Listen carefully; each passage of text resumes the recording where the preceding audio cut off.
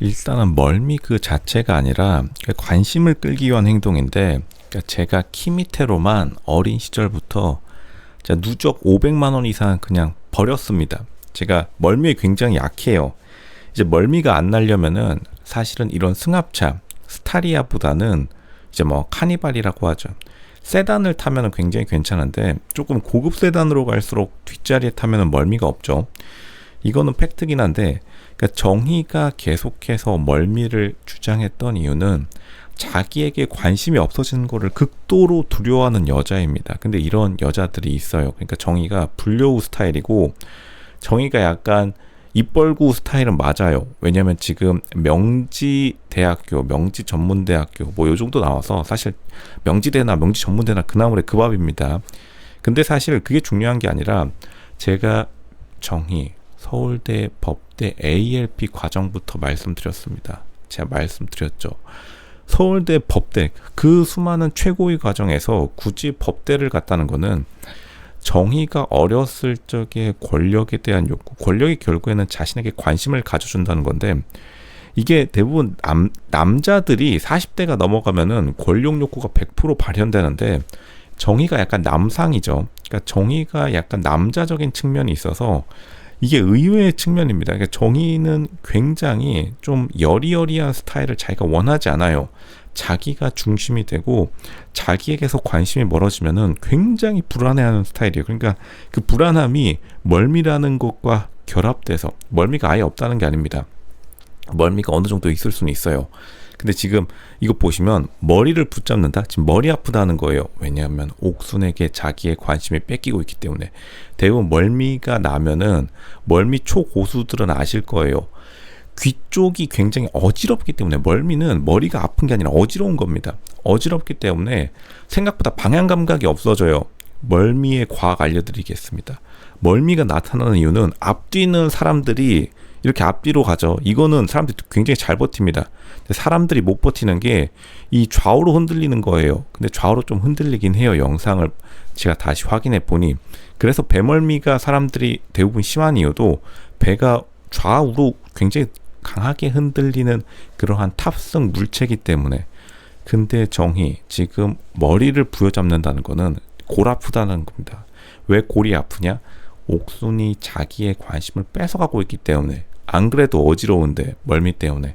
결국에는 그거를 멀미라는 변명으로 자기를 포장한 거고, 그러니까 정희는 지금 앞으로 가고 싶은 거예요. 앞좌석으로 가고 싶은데 짜증이 팍 나는 겁니다.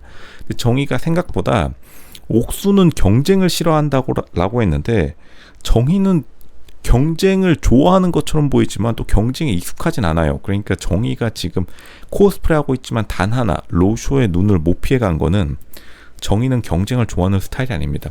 서울대 법대가 최고의 과정을 다, 그런 거 다 제외하고서라도 서울대 법대가 대한민국의 역사상에서 가장 좋은 대학교와 가장 좋은 학과로 남을 수 있었던 거는 굉장히 경쟁적인 학과였어요. 거기 들어가서 한 번 더 사법시험에 합격해야지만 대한민국의 최상류층으로 올라가는 루트가 열렸던 시기가 있었죠. 없어지기 전까지.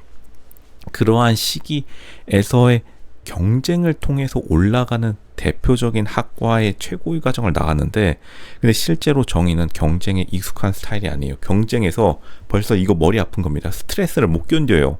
스트레스를 못 견디니까 생각보다 사회적 지위 위치가 별로 그닥 여유롭지 않은 겁니다.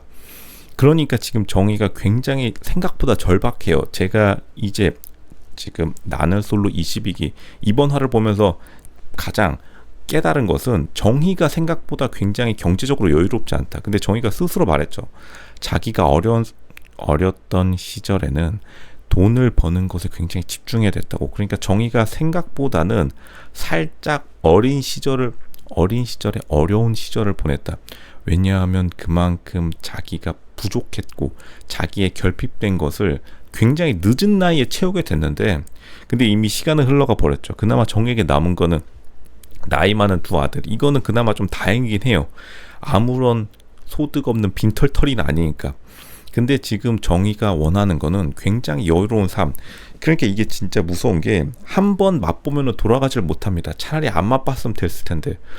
정의 명지대학교, 명지전문대학교 뭐 어디든 간에 나와가지고 그냥 사부작 제가 말씀드리잖아요. 영화 소품 제작하면서 그냥 저기 네일아트 받으면서 다녔으면 될 것을 이미 이러한 상류층의 사회를 맛봐버린 겁니다. 이제 돌아갈 수 없어요. 근데 그 상류층의 사회를 유지하기 위해서는 제가 늘 엘리트의 이너서클에는 그 특유의 문화가 있다고 했는데 결국에는 자기 정의도 생각해 보니까 대부분 엘리트의 세상에 진입하기 위해서는 괜찮은 가정생활을 유지하고 있어야 돼요. 설령 그 이혼 가정이라도 굉장한 백그라운드가 있어서 밀어붙여야 되는데 그러니까 정의가 그게 부족하다 보니까 지금 채우려고 나왔고 그 중에서도 가장 자신의 상류층 사회의 로망을 이루어줄 수 있는 사람이 경수인 겁니다. 근데 경수가 자기를 좋아해가지고 지금 이 카니발 타기 전까지는 하하호호 웃었는데 갑자기 옥순 앞자리에 타서 경수랑 옥순이랑 제잘제잘 스몰 토크 하는 거 보니까 진짜 정의 이 자리에서 그냥 옥순 한 대 때리고 싶었을 겁니다. 제가 이해합니다. 여러분들 폭력을 쓰면 안 되지만 정의가 지금 굉장히 지금 스트레스를 많이 받은 상황이에요. 근데 이래가지고 영화 투자하겠나요? 투자라는 게 뭐죠?